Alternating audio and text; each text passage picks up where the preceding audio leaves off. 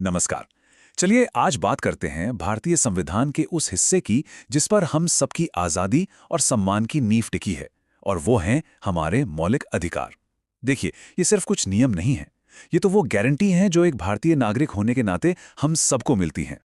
तो चलिए एक सीधे से सवाल से शुरू करते हैं। क्या कभी सोचा है कि भारतीय संविधान का दिल और आत्मा आखिर किसे कहा जाता है? नहीं, ये प्रस्तावना या कोई खास ड्यूटी नहीं है। इसका जवाब हमारे अधिकारों के बिल्कुल सार से जुड़ा हुआ है। ये जवाब किसी और ने नहीं बल्कि खुद संविधान की ड्राफ्टिंग कमेटी के चेयरमैन डॉक्टर बी.आर. अम्बेडकर ने दिया था। उन्होंने कहा था कि आर्टिकल 32 मतलब संवैधानिक उपचारों का अधिकार ही संविधान का दिल और आत्मा है। पर सवाल ये है कि ऐसा क्यों कहा उन्होंने? क्योंकि आप समझिए, यही वो एक अधिकार है जो हमारे बाकी सारे फंडामेंटल राइट्स को असली पावर देता है, उन्हें लागू करवाता है। ठीक है, तो अब सबसे बुनियादी सवाल पर आते हैं। ये मौलिक अधिकार या फंडामेंटल राइट्स आखिर हैं क्या? ये शब्द तो हम सब ने कई बार सुना है, पर इसका असली मतलब क्या है?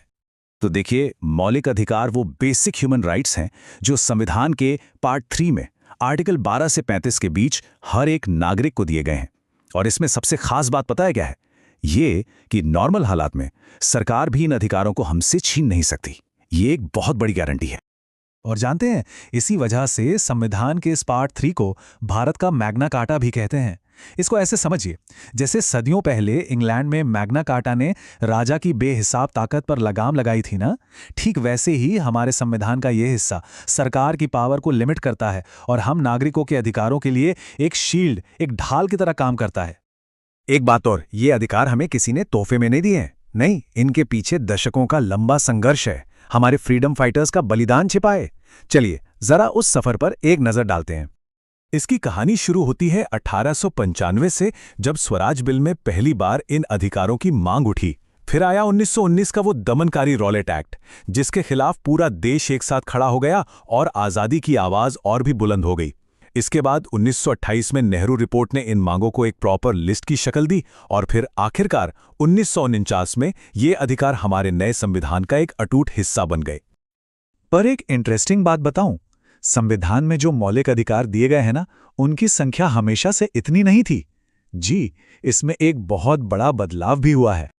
जब हमारा संविधान लागू हुआ था, उस वक्त नागरिकों को पूरे 7 मौलिक अधिकार दिए गए थे। जी हां, आज 6 हैं, पर शुरुआत 7 से हुई थी। जो ओरिजिनल लिस्ट थी उसमें थे समानता का अधिकार, स्वतंत्रता का अधिकार, शोषण के विरुद्ध अधिकार, धार्मिक स्वतंत्रता का अधिकार, सांस्कृतिक और शैक्षिक अधिकार, संपत्ति का अधिकार और संवैधानिक उपचारों का अधिकार। लेकिन अगर आज की लिस्ट देखें तो इसमें से एक चीज गायब है, और वो है संपत्ति का अधिकार। ये बदलाव हुआ 1978 में 44th संविधान संशोधन के साथ। तब संपत्ति के अधिकार को फंडामेंटल राइट्स की लिस्ट से हटा दिया गया और उसे एक लीगल राइट मतलब एक कानूनी अधिकार बना दिया गया।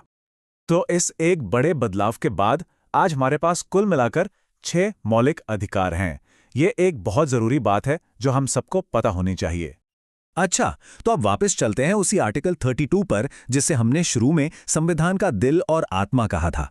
सवाल यह है कि आखिर ये हमारे अधिकारों को बचाता कैसे है? इसका तरीका क्या है? देखिए, संविधान ने सुप्रीम कोर्ट को इन अधिकारों का रक्षक और गारंटर बनाया है। मतलब अगर किसी भी नागरिक के फंडामेंटल राइट्स का उल्लंघन होता है तो उनको प्रोटेक्ट करने की जिम्मेदारी सीधे सीधे सुप्रीम कोर्ट की है। तो ये काम कैसे करता है? प्रोसेस बहुत सिंपल है। स्टेप 1, मान लीजिए किसी नागरिक के मौलिक अधिकार का हनन हुआ। स्टेप 2, तो वो इंसान निचली अदालतों में जाए बिना सीधा सुप्रीम कोर्ट का दरवाजा खटखटा सकता है। और स्टेप 3, सुप्रीम कोर्ट उस अधिकार को फिर से लागू करवाने के लिए कुछ स्पेशल ऑर्डर जारी कर सकता है, जिन्हें रिट्स कहा जाता है। तो अब आखिर में ये समझना बहुत जरूरी है कि ये मौलिक अधिकार सिर्फ कुछ कानूनी नियम नहीं है। नहीं, ये उससे कहीं ज्यादा हैं। ये हमारे देश का, हम सबसे किया गया एक बुनियादी वादा है। यही वो अधिकार हैं जो हर इंसान के ओवरऑल डेवलपमेंट की नींव रखते हैं, चाहे वो फिजिकल हो, मेंटल, मॉरल या फिर स्पिरिचुअल।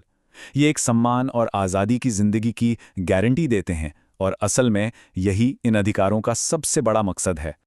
और जाते जाते एक सवाल हम सबके लिए कि आज के समय में ये अधिकार हमारे लिए असल में क्या मायने रखते हैं, इस पर सोचना हम सबके लिए बहुत जरूरी है।